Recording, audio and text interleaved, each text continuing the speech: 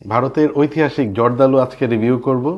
আরিফিন আছে আমাদের সাথে এবং আরিফিনকে সাথে নিয়ে আমরা এই বিখ্যাত জর্দালু, যেটা অলরেডি জিআই সনদপ্রাপ্ত, ভারতের যে বিহার প্রদেশ আছে, বিহার প্রদেশের ভাগলপুর ডিস্ট্রিক্টের এই বিখ্যাত জাতটি একটি ঐতিহাসিক জাত, বেশ পুরাতন জাত। এত নতুন হাইব্রিড অনেক কালারফুল জাতের মাঝেও এই জর্দালু কিন্তু তার আবেদনটা ধরে রেখেছে।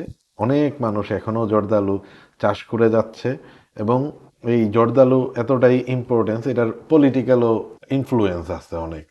তোমার প্রধানমন্ত্রী, রাষ্ট্রপতি তাদের মানে সরকারি বড় সরকারি বড় তাদের কাছে যায়, তারা বিভিন্ন জায়গায় উপঢৌকন স্বরূপ পাঠায় এবং রাষ্ট্রপতি প্রধানমন্ত্রী যে জর্দালু খাবে ওই জর্দালুর গাছটাও আলাদা থাকে, এরকম আর কি। তাহলে আজকে আমরা স্বাদ নেই। স্বাদ আপনি নেই। তো আগে নিছেন সম্ভবত। আলহামদুলিল্লাহ, তো আলহামদুলিল্লাহ। আমার আজকে প্রথম স্বাদ নেওয়া হবে এটা। হ্যাঁ, ইন্ডিয়াতে আমি অলরেডি নিয়েছি আর বাংলাদেশে আমার গাছেরও নিয়েছি।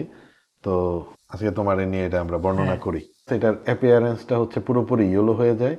এই আমটা বেশ কিছুদিন ফ্রিজেও ছিল, অ্যারোমা আছে।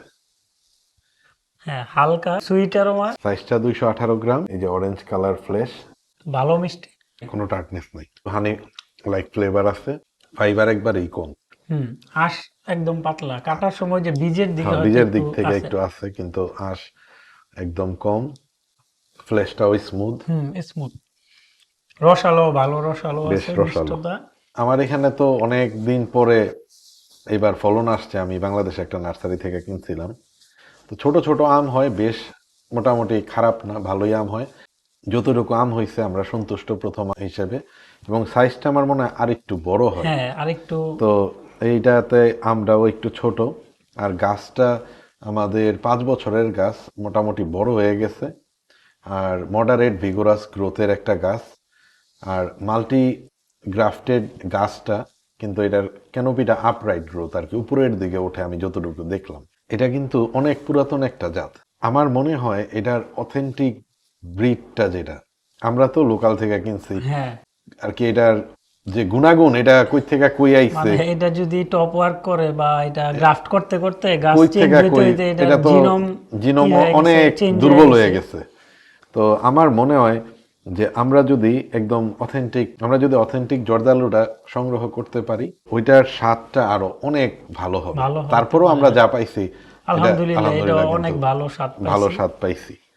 তো হয়তো অনেক ভ্যারাইটির মতো খুব কমপ্লেক্স না আমরা যেরকম টেস্ট করি, but still complex richness richness ওরকম ওরকম নাই, কিন্তু মিষ্টতা বা স্বাদ, মিষ্টতা বা বাটার, ফ্লেভার, সব দিক দিয়ে ভালো। হ্যাঁ, একটু জাফরানের মতো একটু হালকা হ্যাঁ, টাচ আছে। এটাই হয়তো বা আমি বুঝতে পারি নাই, জাফরানের একটা আছে, টাচ একটু আছে, হানি লাইক ফ্লেভার হ্যাঁ। আছে।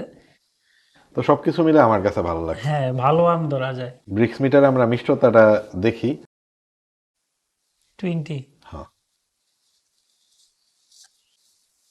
20 মিষ্টতা জর্দালু যথেষ্ট যথেষ্ট মিষ্টি যথেষ্ট মিষ্টি। এবং স্বাদটাও খুব ভালো। তবে ইতিহাসে সাক্ষী হয়ে থাকতে পারছি, হ্যাঁ, এটা একটা বড়। আমার নিজের বাড়ির জর্দালুর স্বাদ নিলাম আরিফিনকে সাথে নিয়ে।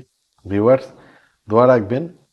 আমি জর্দালুর কোনো চারা করতেছি না, যারা জর্দালুর চারা করতেছে আপনারা তাদের সাথে যোগাযোগ করে দেখতে পারেন, ভালো ভ্যারাইটি আপনারা গ্রো করতে পারেন। দেখা হবে আপনাদের সাথে নতুন আরেকটি পর্বে। ভালো থাকবেন সবাই, আল্লাহ হাফিজ, টাটা। টাটা।